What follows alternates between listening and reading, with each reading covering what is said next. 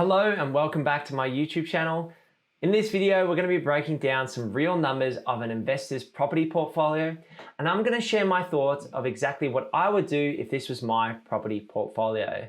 We're going to break down their income, we're going to look at the investment properties they have so far, and how they can look to move forward in growing their property portfolio out. My name's Luke, I talk all things real estate, renovating, and financial freedom. Like this video, subscribe to the channel, and head over to purposeproperty.com.au if you're looking for a buyer's agent. Let's jump into this scenario.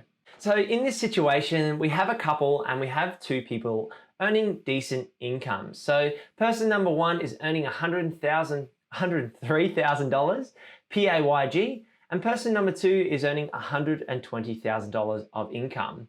Combined income is $223,000. Now this is a lot higher than the average Australian. I believe the average wage is around 70,000 Australian.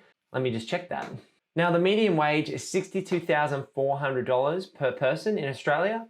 So these people are on much higher incomes than the average Australian wage. Now this really helps when you're trying to build out a property portfolio, particularly for serviceability calculators, which allow you to borrow more debt and essentially build a larger property portfolio, and in turn create passive income over the long term. So let's look at their current asset base and when they bought the properties. So they've got their own home, which was purchased in 2018, and it was purchased for $420,000. The valuation, most recent, was $510,000, and the current debt on the property is $218,000. They've also bought an investment property in 2021 for $400,000, and they reckon it's probably still worth about the same. And they've got more debt attached to that investment, and that leads to a total debt of $634,000 attached between their own home and their investment property. Now, I'm not sure how they've got quite this amount of debt attached to the investment property. That's up to them, but I'll break down exactly how I would manage my debt in this situation. And the exciting part here is they've got a 70% LVR, and they've managed to build $275,000 of net worth or equity in their property portfolio. So they're off to a great start in terms of building their property portfolio. But the next step here is you've got your own home and you've got an investment. So what are you really looking to try and achieve? And an example might be they want to have $2 million worth of investment assets, which will have a 5% yield and bring in $100,000 passive income each year. So that's a great target to set. It's a pretty simple calculation. Just take 5% over the $2 million worth of assets. If you want more income, you can adjust this up to say $4 million and you can double your income.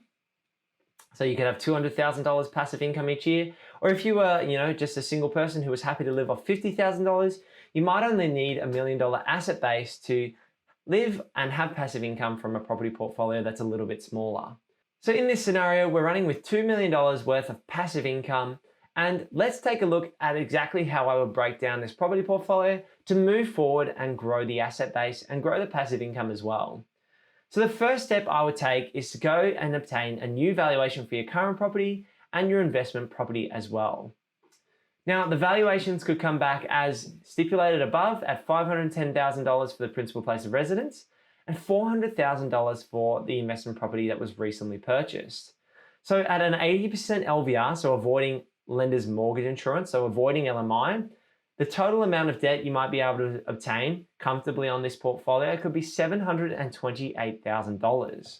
The next step here is to set up your loan structures in the right way. So what I would do is I would retain a principal place of residence loan, a main residence loan of $218,000, and that would be non-deductible debt for tax purposes. So any interest repayments of that loan of $218,000 would be non-deductible, and I wouldn't be able to claim a reduced amount on my tax. Now, the next thing I would do is take an investment loan attached to my principal place of residence, and that would be deductible debt because that debt is for investment purposes. It might be secured against my own home, but because it's for investment purposes, it means I can use that debt and purchase other investment properties or other investment assets and claim a tax deduction for that debt. And then of course, you've got your investment property, which you already own, and you need to hold 80% against that, so $320,000. That would also be deductible debt for tax purposes, totaling $728,000. Okay, so we've got our three loans against our two properties, and our principal place of residence ideally has a main residence loan and an investment loan, and I'd throw in an offset account against that non-deductible debt if you could get it with your lender. So let's complete the cash out refinance. So you've gone back to either your same bank or a new bank and you completed these 3 new loans. So your main residence loan, your investment loan attached to your main residence, and your standard investment loan against your first investment property. Now, what this means is you're able to access $93,000 worth of equity because your current debt on your property portfolio is $634,000 and you're increasing that debt to $728,000. So you complete that cash out refinance, the bank's likely to give you around $93,000 of cash in your offset account or in your bank account to then go and use to purchase another investment. You also might have saved $40,000 over the last 6 to 12 or however long a period of time it takes you to save that amount of cash.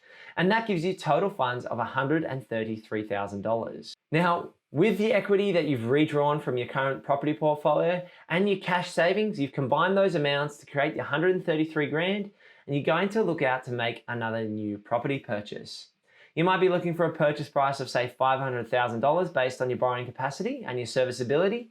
And that means you might want to put down a $100,000 deposit to avoid lender's mortgage insurance. You'll take on new debt of $400,000 and you might keep $20,000 set aside as a buffer and $20,000 set aside, for a renovation or a cosmetic renovation or some maintenance on the property. Now, the last step here is to rinse and repeat the process for investments until your capital target is reached and then look to pay down debt. So say you bought this new investment for $500,000. In 2 or 3 years' time, if you're able to manufacture value through renovation, or the property market sees an increase in capital growth through areas appreciating in value, you could then go back to a lender or back to a bank, pull out equity again, and use your cash savings, combine those to go and make another property purchase. The real key here is you're trying to achieve that magic number of $2 million worth of investment assets and then look to start to pay down the debt. There are some strategies where you can continue to acquire assets over time and build out a larger and larger property portfolio, sell off half and pay down the debt. Or the other strategy is to reach that $2 million, look to drive as much cash flow in your property portfolio as you can, and then pay down the debt as quickly as you can as well. So keep working to pay down the debt, let your property's passive income pay down your debt as well, and snowball that until you reduce your debt to a comfortable amount. So this has been an example scenario where we've taken an investment portfolio from your own home and one investment, which is what most people get stuck on. Most people are able to obtain 1 or 2 investment properties, but they can't get over that hurdle of buying the next one.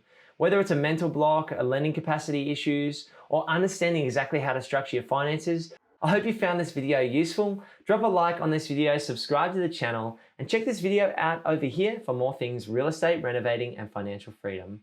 I'll see you in the next one. Peace.